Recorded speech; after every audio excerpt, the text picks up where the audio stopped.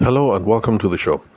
Today we're going to look at the key sales metrics, the key metrics that you can use to track sales performance. For those of you who've been listening for the last 2 or 3 weeks, this is sort of like a carryover that we did from that episode about. I know it had something to do about tracking sales team performance. You know how to know if your sales team is performing okay.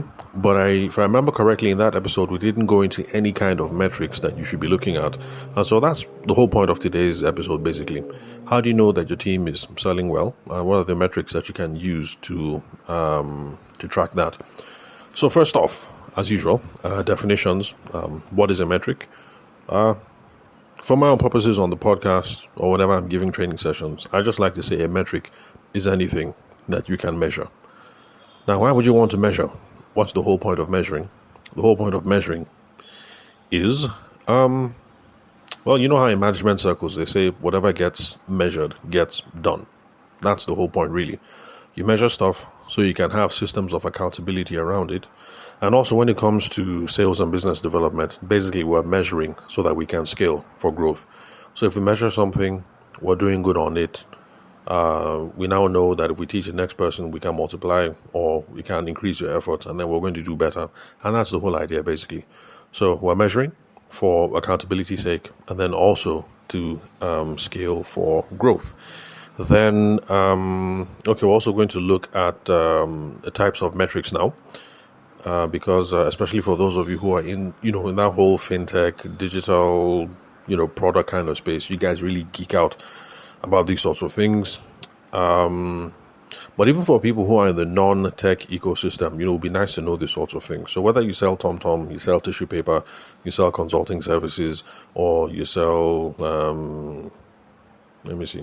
catfish or wedding photography, some of the metrics that we're going to discuss would be useful things for you to know. And then I think after that, we'll just go straight into which is the best metric because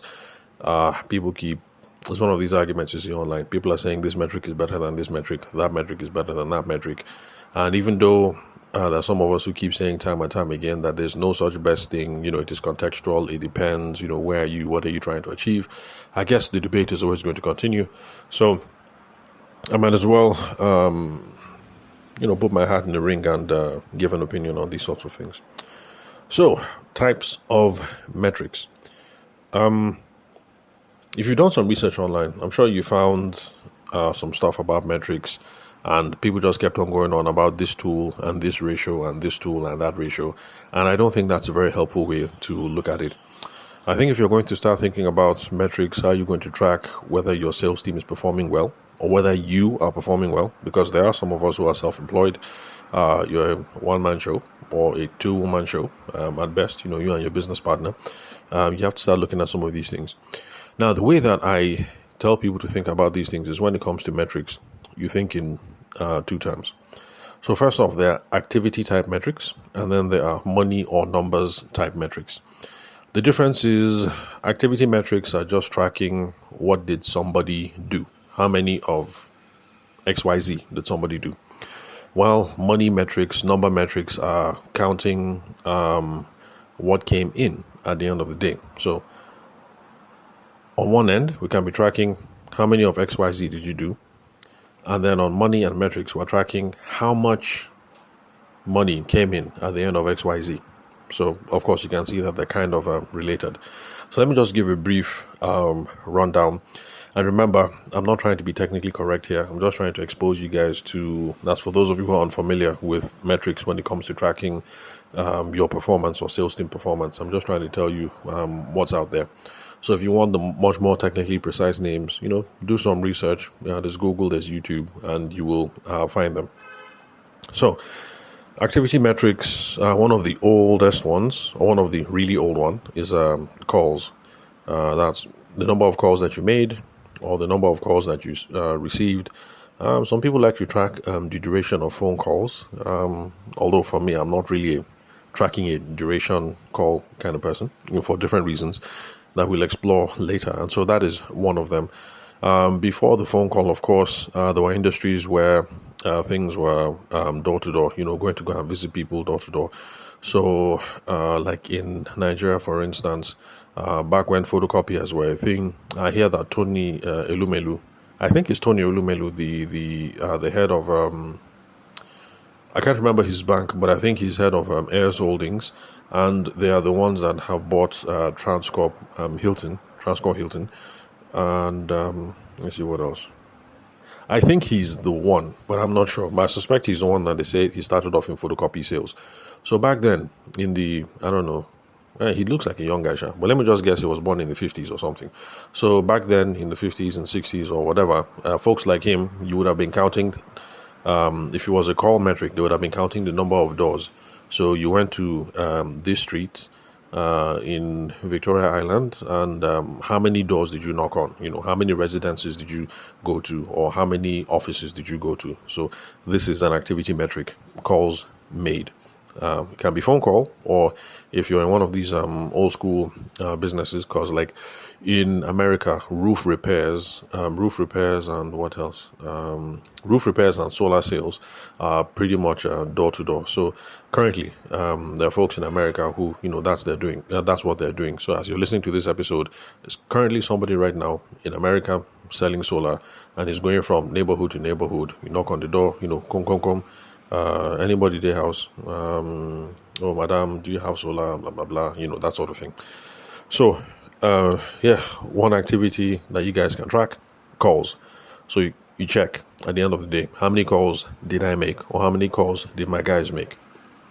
Then another activity, another metric you can check is emails sent.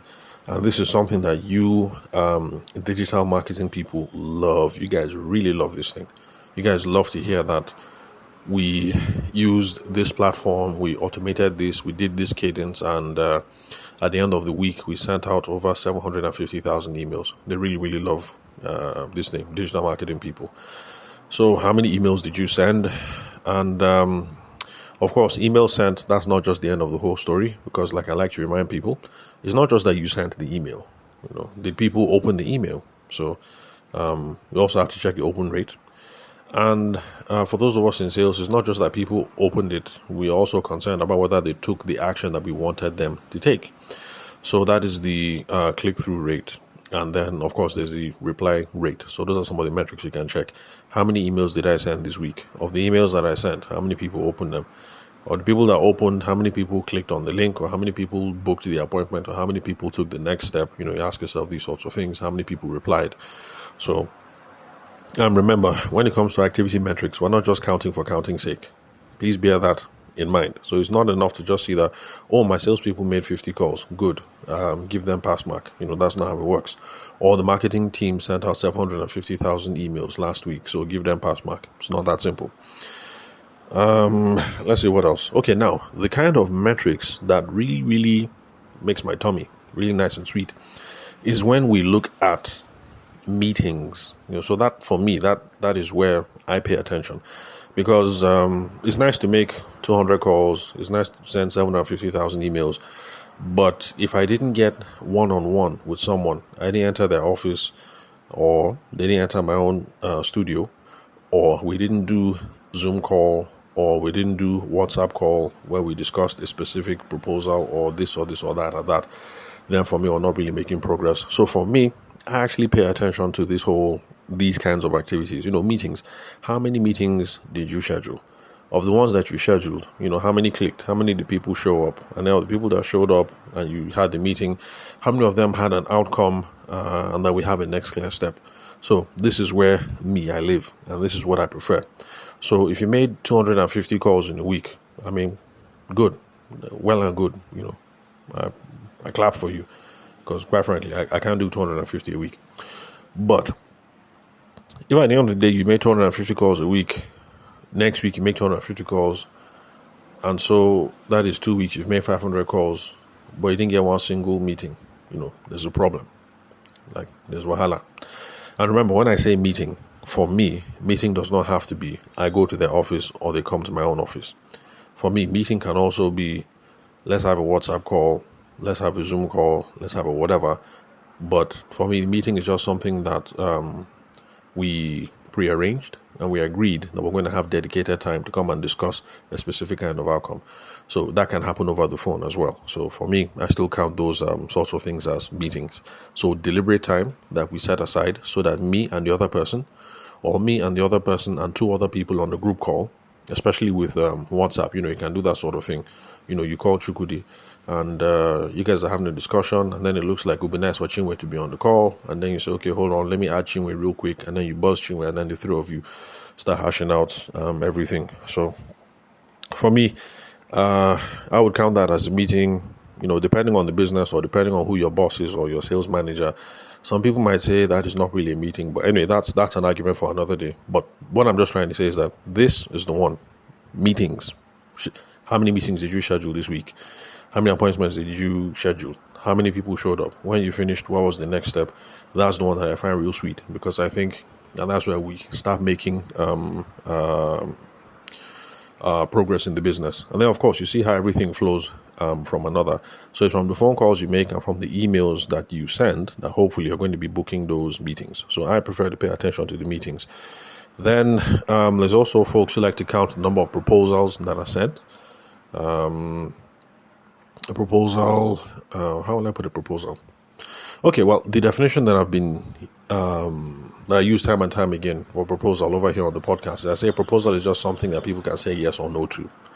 Now, typically, the proposal is also what people would call the quotation, the price quote, the pro forma invoice, the in some places RFP, that's response for proposal. So whatever it is that it's called in your industry, that document that you send that shows somebody this is what we can do for you, this is how much it's going to cost, we'll be able to deliver this to you if you pay us this by XYZ date.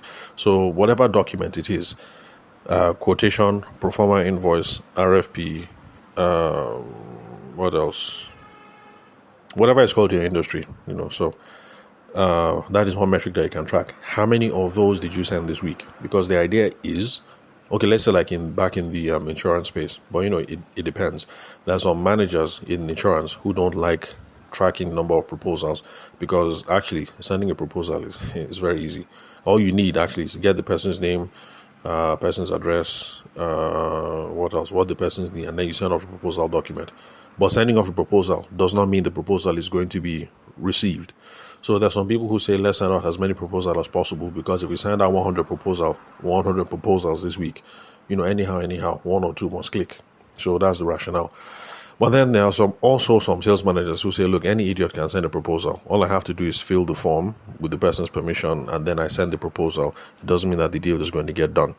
So you can see how, and that's the reason why I keep saying when people say which one is the best, it's a matter of, it depends.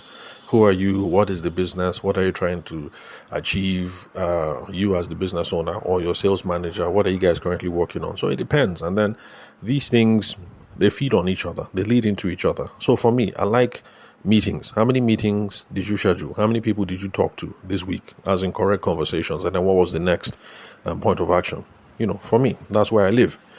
But you're not going to be getting those meetings if you are not making those calls, or if you're not sending those emails, or if you're not going to people's houses or going to people's offices.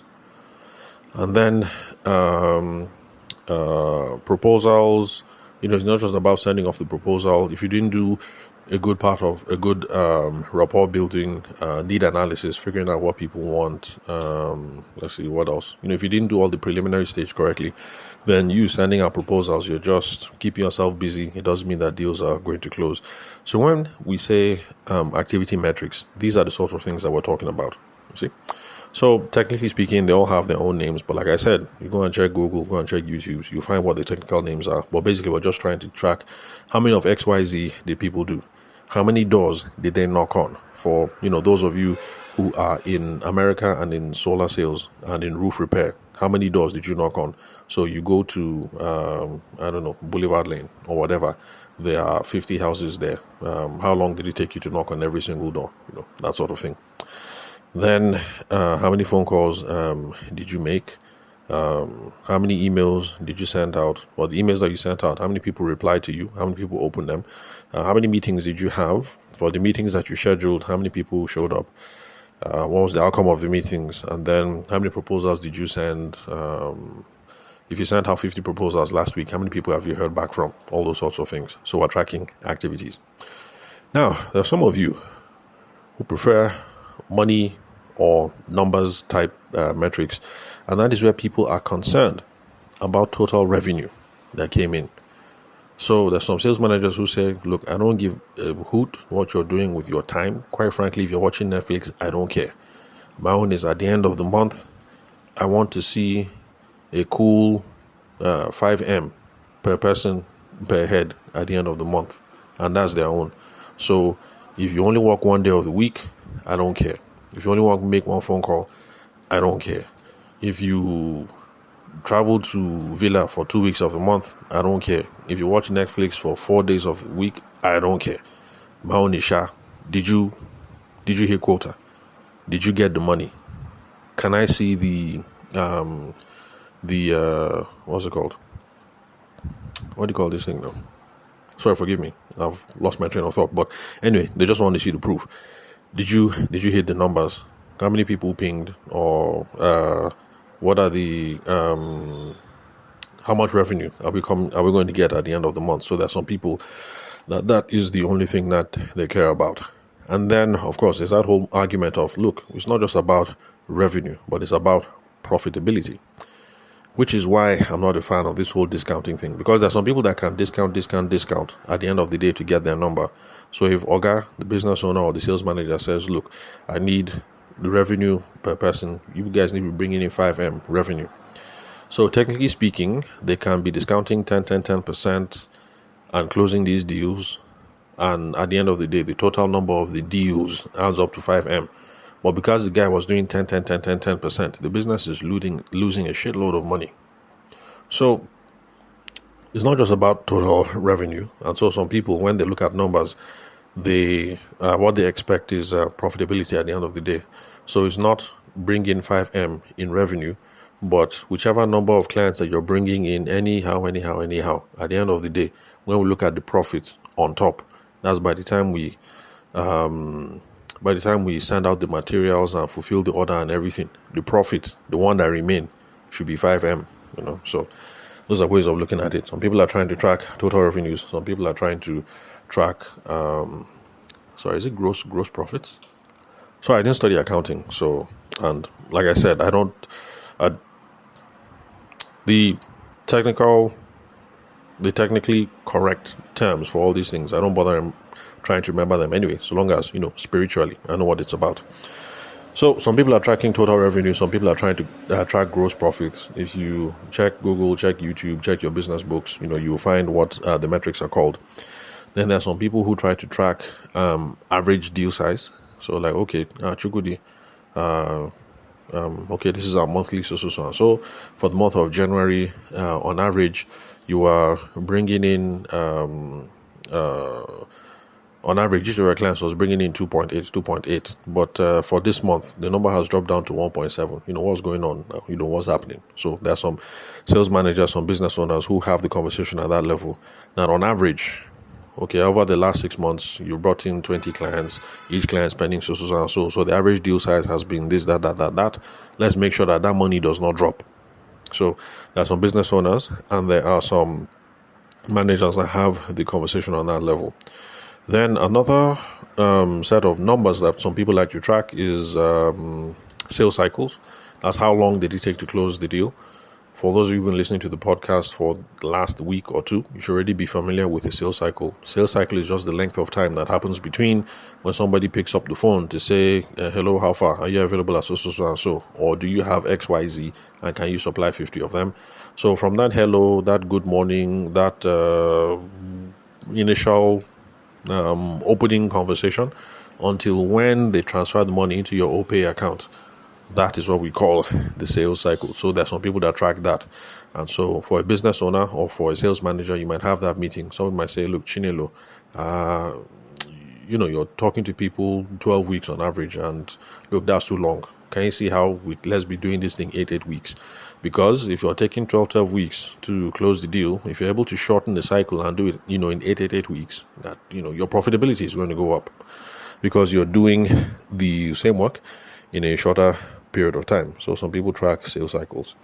Then you people in tech space, fintech people, blah blah blah. You guys track customer acquisition costs. So that one is a technical one. So I'm not even going to go into all the elements, the technical elements that are involved in calculating it. But you're just trying to figure out how much did it cost to acquire a customer. So how many emails did you send? How many phone calls did you send? What is the value of those phone calls? How many advertisements did you send? What is the value of those advertisements? What is the value of the salesperson's time? You add up all those conceivable costs and then divide it by Abi? You know what? Let me not deceive you guys, but you get how you arrive at these things.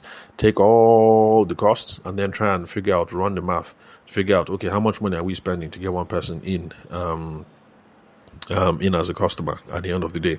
So that is a customer acquisition cost. Now that one is a very technical definition. So if you guys like numbers and you like math, then definitely check YouTube for this one. As in, you will find guys and girls who will tell you that, oh no, this is the correct way to calculate it. This is the correct way to calculate it. This is the correct way to calculate it. But I don't bother myself with these sorts of things. But just know, that this is also something you can be tracking.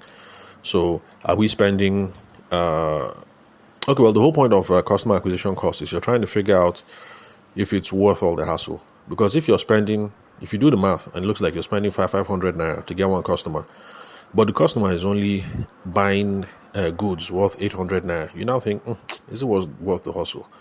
500 naira to get the customer. At the end of the day, the customer is only buying goods of 800, so profit is only 300. By the time you now remove and pay tax to inland revenue, like what remains, that kind of thing. The one that remains is not enough for phone call, for credit, for school fees, for this and this and that. So that's the whole point of customer acquisition costs. But then again, if you're spending 500 naira and each customer that comes in spends 25k, then now that looks like that's a good deal right there. So that's the whole idea, customer acquisition cost. Then there's also another one, customer lifetime value. The idea behind this, I've spoken about it on the podcast, is you recognize that it's not just about the money that the customer dropped. It's not just that they dropped 25k now, but on average, how much do people spend while they're with you over the course of a lifetime? Now, of course, this thing is not lifetime, definitely, because let's say, let me see. Mobile phone. Okay, yes, because I'm using a mobile phone right now. So let's say mobile phones. You sell mobile phones. There's no how that somebody is going to buy mobile phones from you over the course of their lifetime, because people move, they have different preferences. Mobile phones is not the kind of thing you have that kind of loyalty anyway. So if you sell somebody one mobile phone today, I guess you can expect that over the next 3 or 4 years, the person might buy the next set of phones from you.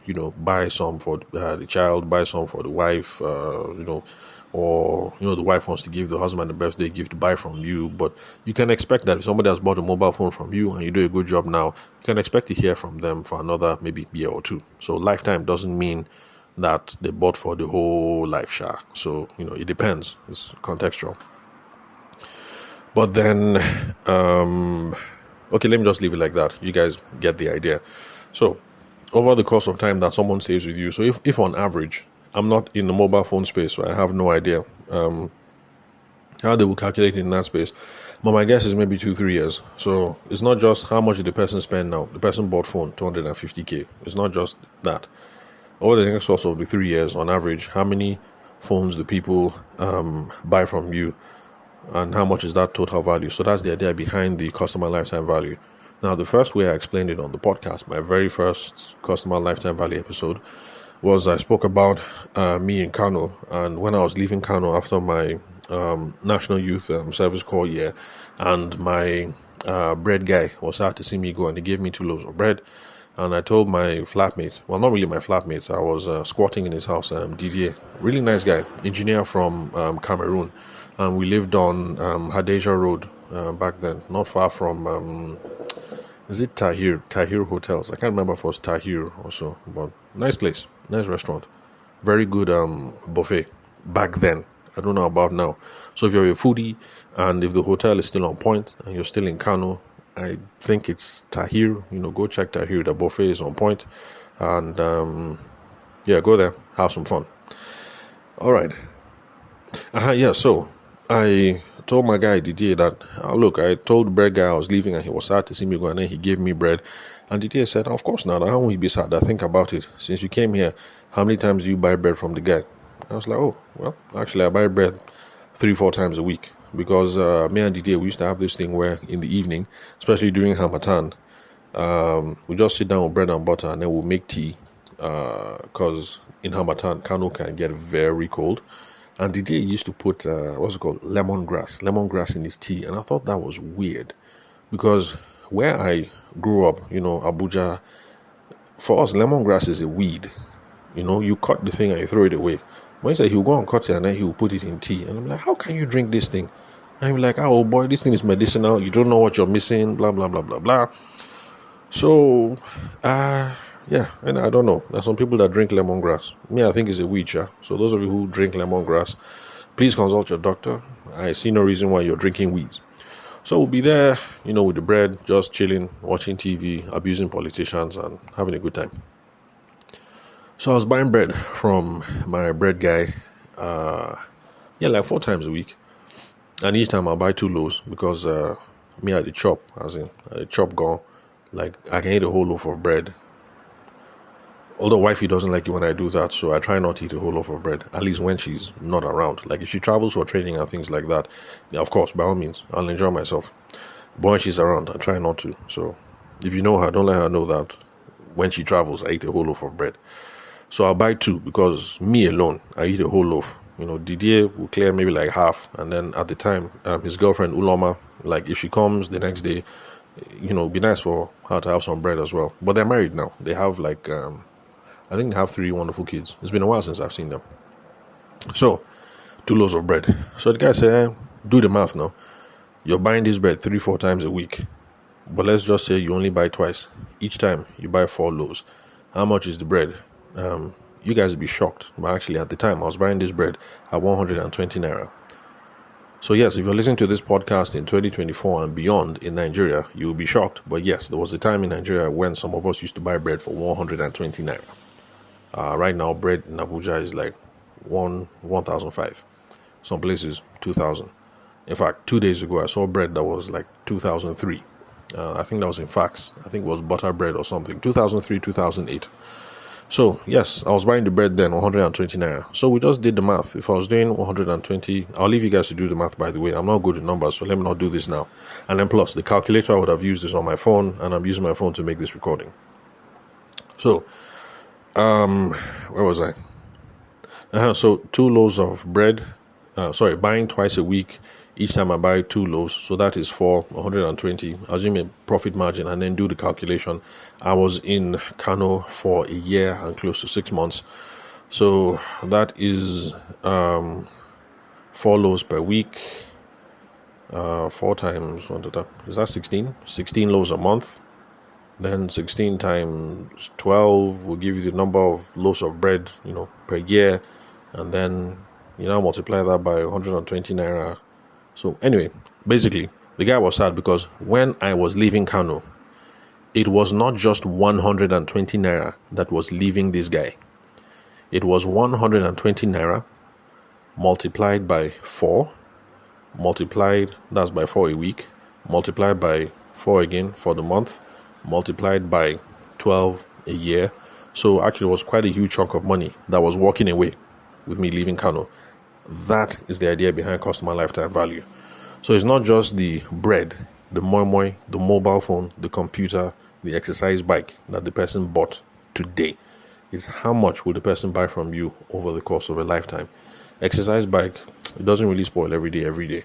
But you would hope that if the person buys exercise bike today in 2024, the person uses it every day.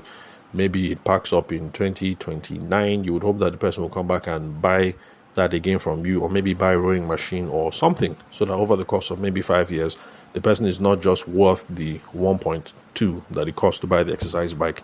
But anyway, I'm belaboring the point, so let me just stop here. That is customer lifetime value.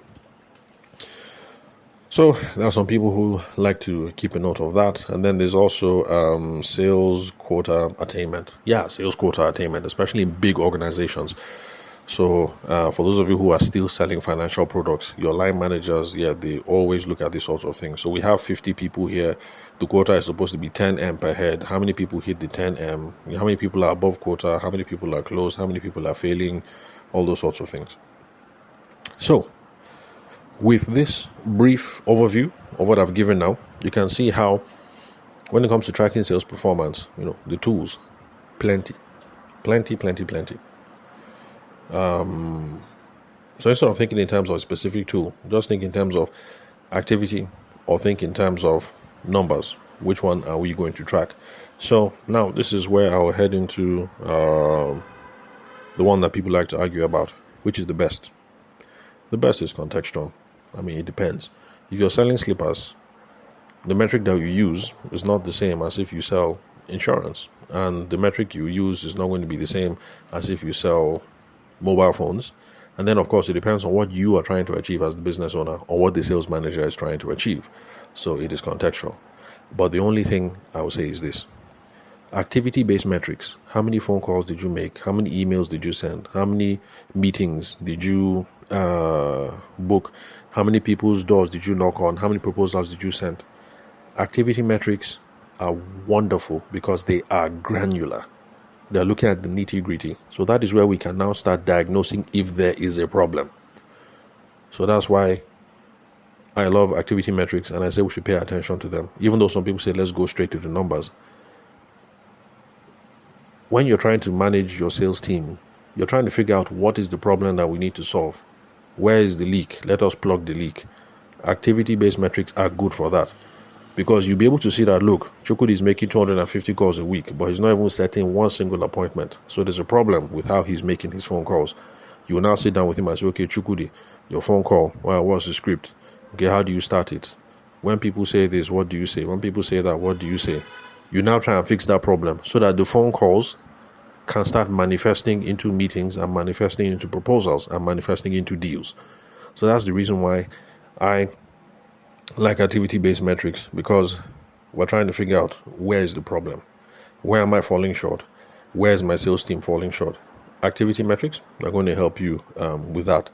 So if somebody is like those of you in America, solar sales, if you go to something Boulevard and there are 250 houses there, and you went and you used 3 months, you knocked on every single door. At the end of 3 months, you didn't close one single deal. We now know that, okay, there's a problem. You knock on the door, Madam opens or Oga opens, but you're fumbling the conversation. We now know, okay, this is where we need to train up. This is where you need to study. Or I watch this YouTube video. Let us start role playing, blah, blah, blah. All those sorts of things. So that's why I like activity-based metrics, because it helps you figure out what the problem is.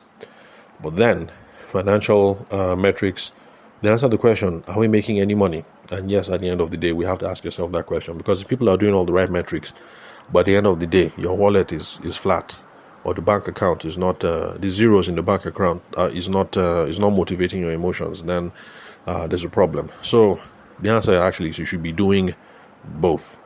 So in my own opinion, one is not better than the other. You should be doing both. But if you're trying to diagnose where are we losing money with the sales team, then we start with the activity-based one. So do both, but just start off with whatever comes naturally to you. So for me, since my own concern at the end of the day is personal sales, when I'm face-to-face with someone, am I closing this deal? Am I moving the business relationship forward? That is where I start off eventually. So, it would be nice to have somebody on the other end, whether the business owner or your business partner, also trying to keep a track on, okay, how much money are we making at the end of the day? Let it not be that we had 50 meetings this month, and we think 50 of the meetings were promising, and out of the 50, we closed 30, but the money that entered the bank account is not looking real sweet. So we need to be keeping a track of both. So please, for your business, do the research, start with whatever catches your fancy. But please, let me not catch you arguing with people, saying this is the best, that is the best. It is a waste of time to start looking for the best metric. So philosophically, you can see, track the number or track the activity. You're leaning towards one. Start from there. But realize you should be doing both. So for now, start with what you fancy. And I think you'll be fine. So that's it for today. please connect with me on LinkedIn. My name is Tavishima Ayede, the host of the show. You'll get the correct spelling of my name if you just check the link where you're listening to this episode. If you're watching YouTube, it's bottom left above the subject. My name is there. Highlight, copy, paste in LinkedIn. You'll see the right Tavishima. And connect with me there. Then if you're listening on the podcast, well, you know where to find my name on the podcast. My email address is also there in case you like to connect through email. Then WhatsApp. My details are 080-6466-2140. And the country code is +234 for those of you who are not Nigerian. So hit me up in the WhatsApp inbox or SMS, for questions, queries, insights, or maybe you need something clarified, something in the episode that just doesn't quite make sense. Try to get it back to everybody within 24 hours, 48 hours last. But the thing is, eventually, you'll hear from me. So thanks for your time and attention. I'll catch you guys at the next episode.